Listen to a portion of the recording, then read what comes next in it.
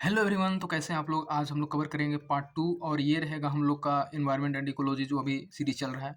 और पार्ट 1 में अच्छा खासा प्यार मिल रहा है।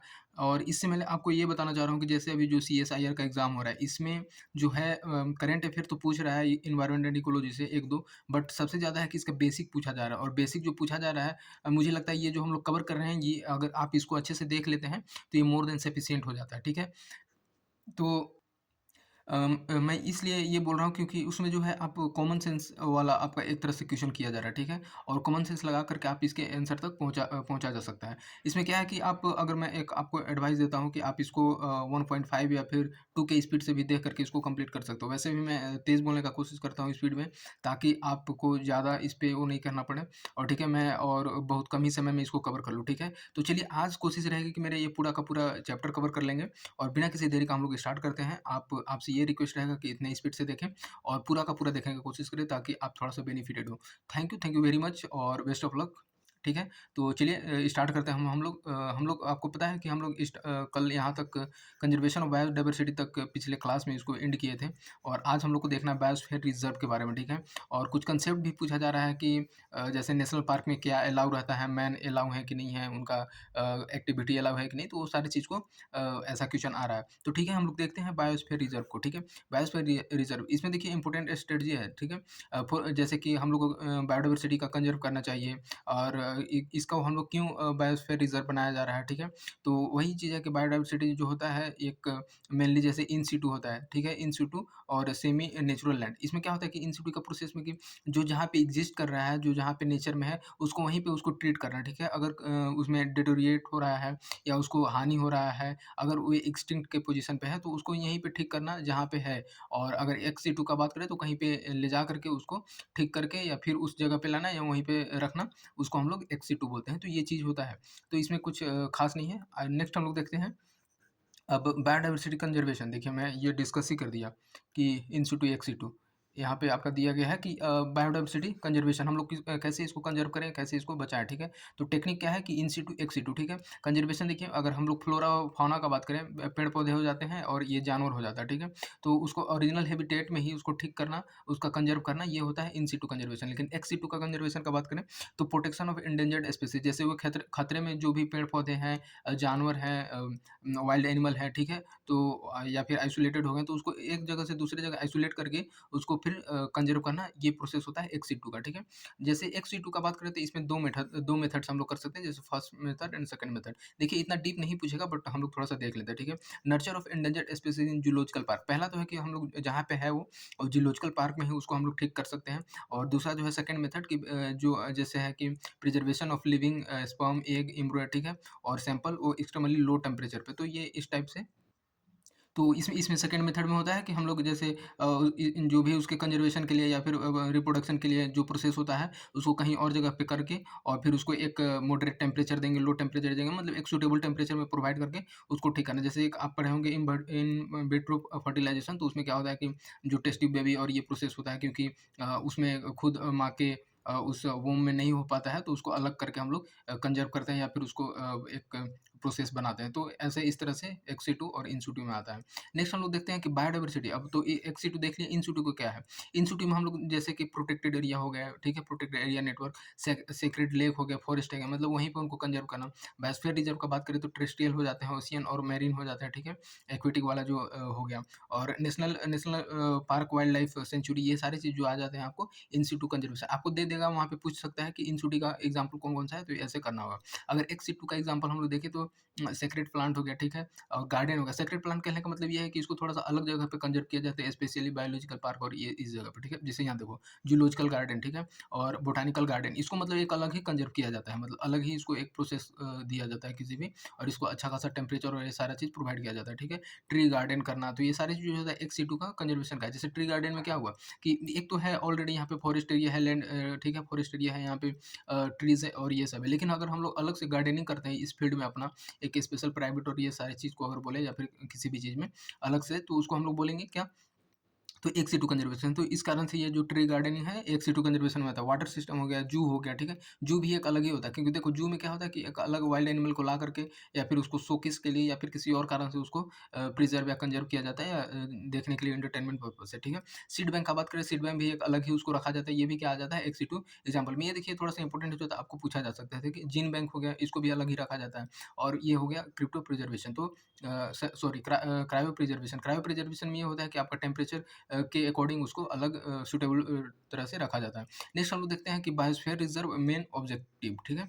तो इसका बायोस्फीयर रिज़र्व का मेन ऑब्जेक्टिव क्या है? तो हम लोग क्यों बायोस्फीयर रिज़र्व बनाते हैं? देखिए, ये क्या होता है कि पब्लिक अवेयरनेस के लिए, ट्रेनिंग के लिए और एजुकेशन पर्पज़ के लिए हम लोग बायोस्फीयर रिज़र्व का एक पर्पज़ और इसको फुलफ़िल करता है। नेक्स्ट हम लोग देखते हैं कि रिसर्च प्रमोट करने के लिए भी किया जाता है, ठीक है? और साथ ही साथ बायोडायवर्सिटी और इंटीग्रिटी ऑफ प्लांट और एनिमल को मेंटेन करने के लिए ये भी किया जाता है। मतलब इसको टोटल कहें तो एक अच्छा खासा एकोमोडेशन प्रोवाइड करने के लिए, कंज़र्वेशन के लिए, ये चीज़ हम लोग बायोस्फीयर रिज़र्व का एक मेन ऑब्जेक्टिव रहता है कि वो प्रोवाइड किया जाए, ठीक है? और जैसे सस्टेनेबल इकोनॉमिक डेवलपमेंट, तो ये ऑब्वियस सी बात है, अगर ये तीनों होता है एक तरह से तो ये इकोनॉमिक डेवलपमेंट सस्टेनेबल होगा ही, और सोशियो कल्चरल जैसे हम लोग ज़ू का बात करते हैं, तो ये चीज़ हो जाता है इकोलॉजिकल पॉइंट ऑफ व्यू से हम लोग एक अलग बायोस्फीयर रिज़र्व का और इसका एक प्रोविज़न्स है, ठीक है? देखते हैं हम लोग 4 मेजर कोरल रीफ। देखिए कोरल रीफ का बात करते हैं। कोरल रीफ आपको देखने को मिलेगा मैरीन और आपका सी वाले रीजन में, ठीक है? ओशियन में। तो ये होता है, इसमें देखो कि गल्फ ऑफ कच्छ हो गया, गल्फ ऑफ मन्नार हो गया, ठीक है? Lakshadweep and Andaman and Nicobar. Basically coral reef जो होता है, अगर हम लोग इसका बात करें, इंडिया है ये, इंडिया है तो ये जो आपका गल्फ ऑफ मन्नार हो जाता है, गल्फ ऑफ कच्छ हो जाता है, ठीक है? और ये सब अंडमान एंड निकोबार वाले हो गए, लक्षद्वीप वाले हो गए रीजन, तो ये सारी चीज़ में आपको कोरल रीफ देखने को मिलता है। और ये आपका इसको कोरल रीफ को एक तरह से हम लोग बोलते हैं कि एक्वेटिक प्लांट है, ठीक है?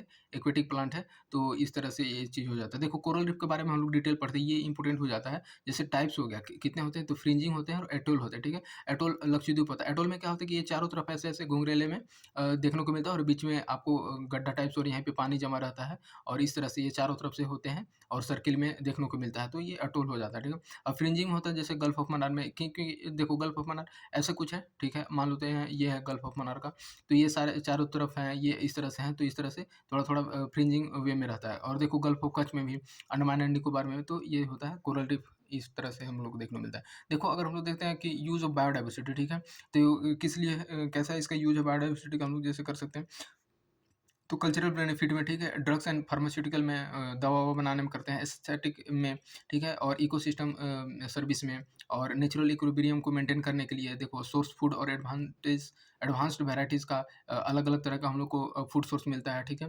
बायोडायवर्सिटी अगर हम लोग सी फूड का बात करें, ये भी एक तरह से बायोडायवर्सिटी के कैटेगरी में आ जाता है, ठीक है? तो ये सारी चीज़ जो आ जाता है बायोडायवर्सिटी का यूज़ेज़ है, ठीक है? और नेक्स्ट हम लोग देखते हैं कि यूज़ ऑफ बायोडायवर्सिटी, तो ये कल्चरल बेनिफिट इसका कैसे है? तो रिलीजियस बिलीफ है, जैसे रिलीजियस बिलीफ इस तरह से कि अगर हम लोग तुलसी है, ठीक है? तुलसी का प्लांट है, तो इसको हम लोग एक तरह से जो होता है हिंदू रिलीजन में इसको वर्शिप किया जाता है। तो ये एक तरह से रिलीजियस बिलीफ को शो करता है, ठीक है? और नेशनल प्राइड के लिए हो गया, अब नेशनल प्राइड के लिए भी अलग ही होता है, क्योंकि ये शो किया जाता है कि हाँ, मेरे यहाँ देश में ये सारे इतने प्लांट वैराइटीज़ ऑफ प्लांट है, ठीक है? इसको हम लोग कंज़र्व करके रखे हुए हैं मेडिकल पर्पज़ से, फार्मास्यूटिकल वैसे भी एंशिएंट टाइम में ज़्यादातर होता था कि अगर हम लोग फ़ोकस करते थे अपने खुद पे अलग-अलग प्लांट पे दवा के लिए, और ये सारी चीज़, तो इस कारण से ये हो जाता है। देखो यहाँ पे आ गया एस्थेटिक एस्थेटिक बेनिफिट में, जैसे कि टूरिज़्म के लिए हो गया, पेट एनिमल के लिए हो गया, ठीक है? और क्रिएशन ऑफ लिटरेचर के लिए, तो इस पर्पज़ से हम लोग इसको यूज़ करते हैं। इकोसिस्टम सर्विस का अगर हम लोग बात करते हैं, जैसे climate control by forest and ocean, ठीक है? तो क्लाइमेट कंट्रोल जो होता है फॉरेस्ट और ओशियन से होता है, क्यों? क्योंकि ये देखो जो ये दोनों है एक CO2, ठीक है? कार्बन कार्बन सिंक का काम करते हैं, ठीक है? यहाँ पे कार्बन ऑब्ज़र्व करते हैं, ये ओशियन भी करता है एंड फॉरेस्ट भी करता है। तो इस कारण से क्लाइमेट कंट्रोल का एक बात हो जाता है। चलो होप आपको दिख रहा होगा। और रिसाइक्लिंग, ठीक है? रिसाइक्लिंग ऑफ वेस्ट है, तो इकोसिस्टम का ये प्रोसेस है। वाटर कंज़र्वेशन भी आ जाता है। क्रॉप पॉलिनेशन होता है, क्रॉप पॉलिनेशन है तभी तो लाइफ सस्टेन कर रहा है, नहीं तो पता चला कि एक से ज़्यादा क्रॉप ही नहीं हो पाता और हम लोग का फूड सिक्योरिटी इश्यू हो जाता। और देखते हैं न्यूट्रिशन साइकिल का बात करते हैं, तो न्यूट्रिशन साइकिल भी एक यही, अगर क्रॉप पॉलिनेशन हो तो न्यूट्रिशन साइकिल का भी बात चलता है, ठीक है? अब preservation of soil and erosion, अगर सॉइल इरोजन को प्रिजर्व नहीं करेंगे तो ऑब्वियस सी बात है, पूरी तरह से जितना इकोसिस्टम है और डिटेरियोरेट हो जाएगा। नेक्स्ट हम लोग देखते हैं कि जैसे source of food and advanced variety, क्या-क्या है? जैसे न्यू क्रॉप हो जाता है, एडवांस वैरायटी क्रॉप हो जाता है। तो ये आगे हम लोग इसको डिस्कस करेंगे। ड्रग मैन्युफैक्चरिंग में हम लोग देखें तो क्विनाइन हो गया, हम लोग जैसे मलेरिया वगैरह बीमारी होता है तो इसमें हम लोग लेते हैं, ठीक है। टैक्सोल हो गया और बोटैक केमिकल हो गया, मॉर्फिन हो गया, ये सारी चीज़ दर्द और ये इसमें हम लोग लेते हैं। तो ये सारी चीज़ जो होता है दवा बनाने के पर्पज़ से भी यूज़ करते हैं। नेक्स्ट हम लोग देखते हैं आईयूसीएन, ठीक है। एक ये क्या है, इंटरनेशनल यूनियन ऑफ कंजर्वेशन, इसका आपको फुल फॉर्म भी पूछ सकता है, ठीक है। International union for conservation of nature, ये एक यूएन बॉडी है, ठीक है। तो और इंटरनेशनल ऑर्गेनाइजेशन है, ठीक। और ये एक आपको पूछ देगा कि गवर्नमेंटल बॉडी है, एनजीओ है, तो आप इसको बोलिएगा गवर्नमेंटल बॉडी है, ठीक है।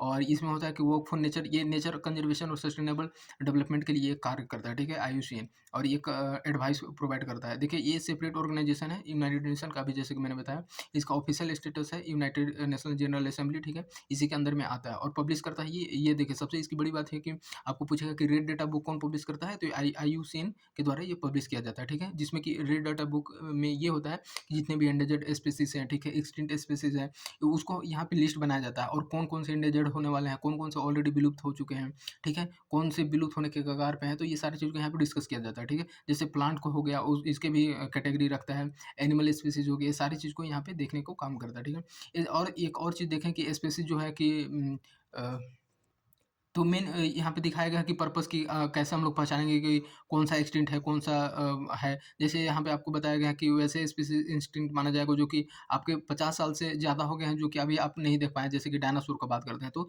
ये एक्सटिंक्ट के कैटेगरी में आ जाता है। उसी तरह से रीज़नेबल डाउट होता है कि हाँ, लास्ट इंडिविजुअल है कि बचा है कि नहीं बचा है, तो इस तरह से इसको कैटेगराइज़ किया जाता है।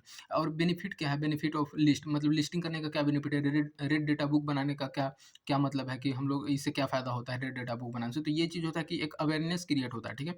कि हाँ, इतने जो एनिमल हैं ये एक्सटिंक्ट के पोज़ीशन पे हैं, तो ये लोगों को कंज़र्व करना चाहिए, इसको थोड़ा-सा ये थ्रेटेन्ड है तो इसको प्रोटेक्ट करना चाहिए। आप पोचिंग से या फिर किसी भी तरह से अपने बेनिफिट के लिए थोड़ा-सा कंट्रोल करना चाहिए। नेक्स्ट हम लोग देखते हैं कि इसको आइडेंटिफ़ाई करता है कि हाँ, ये कौन-कौन सा थ्रेट स्पीशीज़ है, उसको रिकॉर्ड बना कर के रखता है, ठीक है?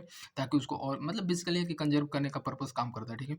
और प्रिपेयर और जैसे रिटन लिस्ट प्रोवाइड किया जाता है इसमें, ठीक है? डायरेक्शन ऑफ, और इसमें डायरेक्शन दिया जाता है कि आप ऐसे कंज़र्व करो या फिर नहीं तो फिर आपके लिए एक्शन लिया जा सके, जैसे कि रामसार साइट हो गया, ये जो वेटलैंड के पर्पज़ के लिए होता है, तो ये सारी चीज़ जो है आप यहाँ पे समझ सकते हैं। बायोडायवर्सिटी एंड एंडेंजर्ड स्पीशीज़, ठीक है? इसको हम लोग देखेंगे।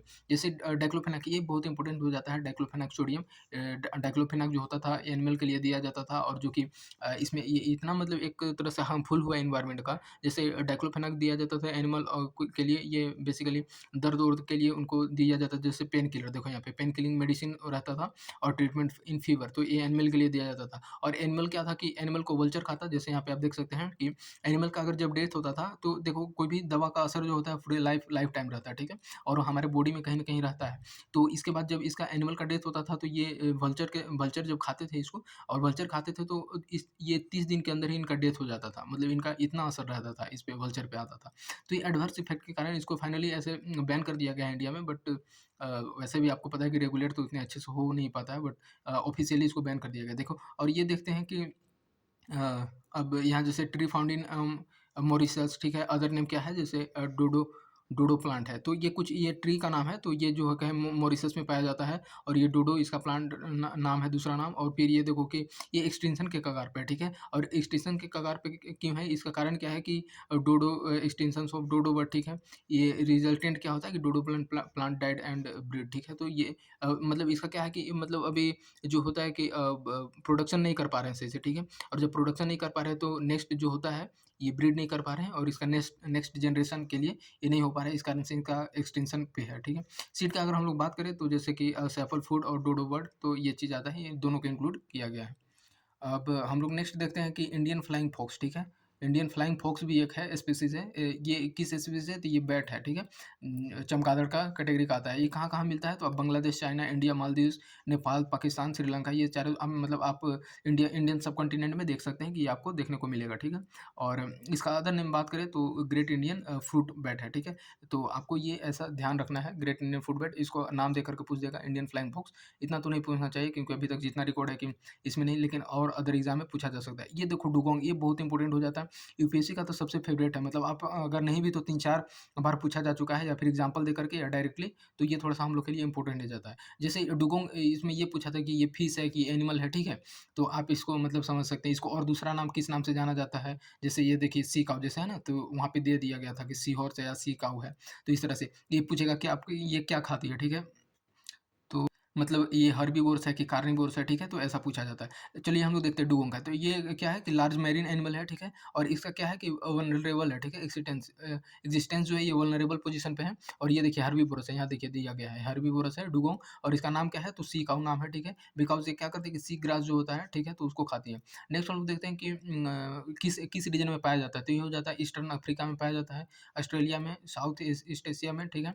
और ये आप देख सकते हैं साउथ में। इंडिया इंडिया क्या है इंडिया का पर्सपेक्टिव क्या है कि लार्ज नंबर ऑफ डुगोंग जो है ये कहाँ पे आपको देखने को मिलेगा, तो ये गल्फ ऑफ मन्नार वाले जो रीजन है और पाक स्टेट वाले जो है, ठीक है, इंडिया और श्रीलंका के बीच में आप लोग को देखने को मिलेगा, तो यहाँ पे पाए जाते हैं डुगोंग।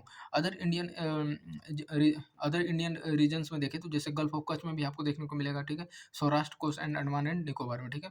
लीगल प्रोटेक्शन क्या है कि इसको किस में रखा गया है, शेड्यूल 1 में। देखिए एक और चीज़ आपको बताने की अभी क्या है कि जितने भी हैं शेड्यूल को चेंज कर दिया गया है, ठीक है, प्रोटेक्शन वाले लिस्ट शेड्यूल को।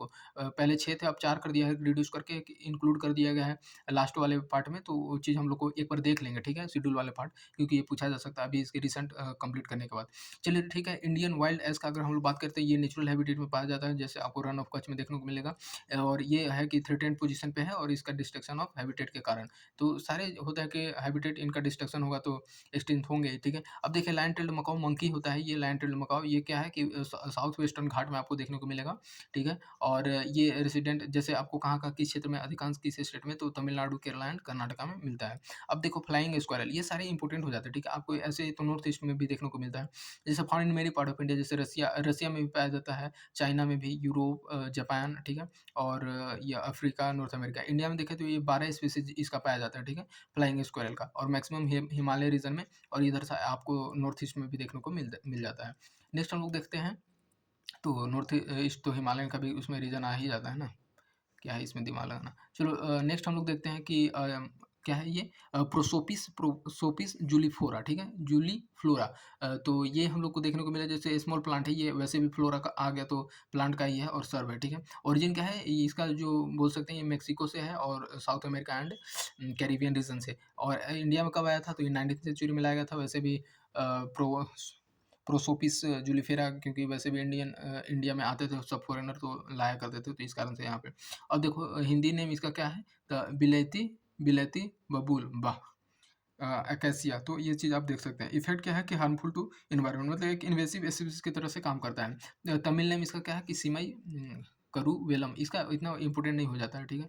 एडवर्स इफेक्ट क्या है इसका, ठीक है, जूलीफेरा का एडवर्स इफेक्ट क्या है कि रूट जो होता है डीपर जाता है, ठीक है, और ग्रेट एक्सटेंट तक, मतलब बहुत अंदर तक जाता है, और इस कारण से वाटर का एब्जॉर्बेशन ज़्यादा होता है, और फिर समझ सकते हैं कि हम लोग का water scarcity, harmful to biodiversity, ठीक है। वैसे भी एक्सटेंट मतलब हमारे जितने भी है कि एनवायरनमेंट के लिए पोल्यूशन का कार्य करता है, तो ये कहीं ना अगर सड़ गल जाते हैं तो वाटर पोल्यूशन, एयर पोल्यूशन का भी कारण बन जाता है, ठीक है। और इसका और हम लोग देखें तो emissions of various toxic substances into atmosphere, अभी तो बताया कि एक पोल्यूशन का भी काम कर देता है, ठीक है। Another plant near does not grow properly, देखो जैसे अगर एक यहाँ पे अगर प्रोसोपिस जूलिफेरा है, अगर इसके बगल में कोई और प्लांट है तो ये इसको हार्म करके और ये इसको डेथ कर देता है, ठीक है। तो इस कारण से ये इन्वायरमेंट के लिए लॉस है। देखो loss of air, humidity and surrounding area, तो सारी चीज़ जो होता है एक जबरदस्त पोल्यूशन वाला कार्य कर जाता है ये। देखते हैं कि रेड पांडा के बारे में, ठीक है, रेड पांडा, और इसका साइंटिफिक नेम क्या है, तो एलुरस फल्जेंस, ये देखो पूछेगा नहीं इतना। और अदर नेम क्या है कि फायर कैट है, ठीक है, और लाइक रैकून, ठीक है, स्पेसिस फैक्ट लाइक रैकून, ये इस रैकून टाइप से देखने को आपको मिलता है, ठीक है। हैबिटेट एरिया इंडिया में अगर बात करें तो कहाँ कहाँ आपको देखने को मिलेगा, तो हिमालयन रीजन में देखने को मिलेगा, नॉर्थ ईस्ट इंडिया में देखने को मिलेगा, साथ ही साथ जैसे कि सिक्किम, वेस्ट बंगाल वाले क्षेत्र में और अरुणाचल प्रदेश में। वर्ल्ड में बात करें तो नेपाल, भूटान, मतलब वही जो है कि इंडिया का सब कंटिनेंट में आपको देखने को मिल जाता है ये रेड पांडा। नेक्स्ट हम लोग देखते हैं कि रामसार साइट, अभी क्या है कि रिसेंटली अभी अगर हम लोग जब मैं रिकॉर्डिंग कर रहा हूँ, अगर करंट डेटा की बात करें तो अभी इसका हो गया है 75 नंबर हो गया, ठीक है? तो इस तरह से, लेकिन यहाँ पे अभी देखिए टोटल 47 दिया है क्योंकि ये 2022 का है, ठीक है? तो लेकिन हम लोग का तो जो बेसिक रहेगा वो तो सेम ही रहेगा ना, बस जो कुछ करंट होता है वही तो वेरी करता है। तो हम लोग को 75 देख लेना है और अभी जो जितना है उसके अलावा हम लोग और कौन-कौन सा ऐड किया गया है, उसको एक नज़र देख लेंगे। तो हम लोग स्टार्ट करते हैं जम्मू एंड कश्मीर से। जम्मू एंड कश्मीर में देखते हैं कि कौन-कौन सा रामसर साइट है, तो उल्लर लेक है। ये बहुत इंपॉर्टेंट है, अभी पूछा भी जा रहा है, तो इसको हम लोग कंप्लीटली देखेंगे क्योंकि जो पूछा जा रहा है, जो हम लोग को पता है कि हाँ, ऐसा पूछा जा सकता है, तो ये तो ध्यान देना ही पड़ेगा। उल्लर लेक हो गया, सूरीनार मनार लेक हो गया एंड होकेरा वेटलैंड, तो ये कहाँ पे आपको देखने को मिलेगा? जम्मू एंड कश्मीर में। राजस्थान में बात करें तो केवलादेव नेशनल पार्क है और सांभर लेक है, ये चीज़ आपको देखने को मिलेगा। अब उत्तर प्रदेश का बात करें तो जैसे अपर गंगा रिवर हो गया, ठीक है? नवाबगंज बर्ड सेंचुरी हो गया, पार्वती हो गया, पार्वती आगरा बर्ड सेंचुरी, ठीक है? Samaspur bird sanctuary, Sarsai noir झील, ठीक है? और संदी बर्ड सेंचुरी, समन बर्ड सेंचुरी, सूर सरोवर एंड हैदरपुर वेटलैंड, तो ये सारे जो होते हैं उत्तर प्रदेश में देखने को मिलेगा। नेक्स्ट देखते हैं महाराष्ट्र में, तो ये क्या है? नदूर नदूर मधामेश्वर, ठीक है? नदूर मधामेश्वर। लुनार में देखें तो क्रेटर लेक हो जाता है, लुनार लेक, क्रेटर लेक, क्योंकि ये क्रेटर के कारण फॉर्मेशन से बना था, तो इस कारण से। देखते हैं ये आंध्र प्रदेश में, तो ये कोलेरू लेक आ जाएगा, एक ही है यहाँ पे। और वेस्ट बंगाल में देखते हैं तो east Calcutta Calcutta wetland and Sundarban wetland, सबसे बड़ा वेटलैंड रामसर साइड में देखने को हम लोग को मिल जाता है पूरे इंडिया में। और नेक्स्ट देखें मणिपुर, तो ये लोकटक लेक आ जाता है एंड अभी देखिए ये तो रॉन्ग हो गया, 47 यहाँ पे लिख रहा है, तो इस तरह से। नेक्स्ट हम लोग देखते हैं कि अगर हम लोग बात करते हैं हरियाणा में, तो हरियाणा में देखें तो Sultanpur national park and Bhindawas wild life